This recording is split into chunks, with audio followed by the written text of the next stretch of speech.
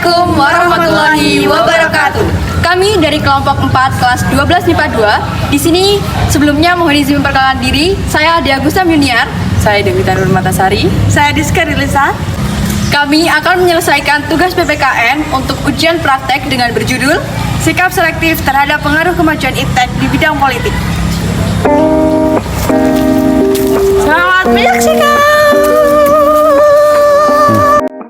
Sikap selektif terhadap pengaruh kemajuan iptek di bidang politik.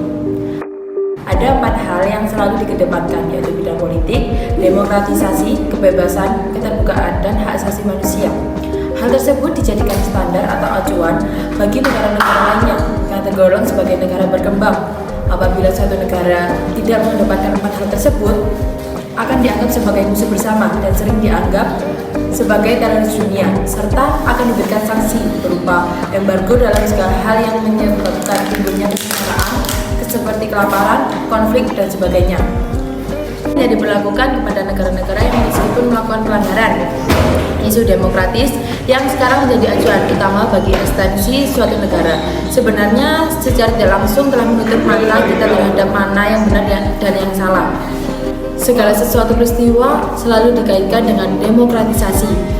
Tetapi demokratisasi yang diusung adalah demokratis yang dikehendak oleh negara-negara adidaya yang digunakan untuk menekan bahkan menyerang negara berkembang yang bukan sekutunya. Paham inilah akan tercipta demokrasi Pancasila, pemerintah yang kuat, mandiri, dan tahan uji, serta mampu mengelola konflik kepentingan yang dapat menghancurkan persatuan dan kesatuan sehingga dapat memperteguh wawasan kebangsaannya melalui sebagian Bhinneka Tunggal Ika. Sikap selektif terhadap pengaruh kemajuan iptek di bidang ekonomi.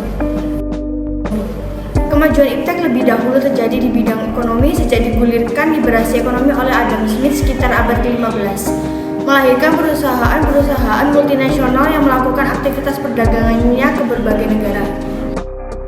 Mulai abad ke-20, paham liberal kembali banyak dianut oleh negara-negara di dunia, terutama negara maju. Hal ini membuat globalisasi ekonomi makin mempercepat perusahaan jangkauannya ke semua tingkatan negara, mulai negara maju sampai negara berkembang seperti Indonesia. Globalisasi ekonomi lebih dikenalkan lagi oleh negara-negara maju, sementara negara-negara berkembang kurang diberi ruang dan kesempatan untuk memperkuat perekonomiannya, tetapi dijadikan objek yang hanya bertugas melaksanakan keinginan-keinginan negara maju. Keberadaan lembaga-lembaga ekonomi dunia seperti IMS, International Monetary Fund, Bank Dunia, World Bank, dan WTO, World Trade Organization, sebelum sepenuhnya memihak kepentingan negara-negara berkembang. Dengan kata lain, negara-negara berkembang hanya mendapat sedikit manfaat. Sistem ekonomi kerakyatan merupakan senjata ampuh untuk melumpuhkan pengaruh negatif dari kemajuan iptek dan memperkuat kemandirian bangsa kita dalam semua hal. Cukup sekian presentasi dari kelompok 4. Bila ada kurang lebihnya, kita semua mohon maaf.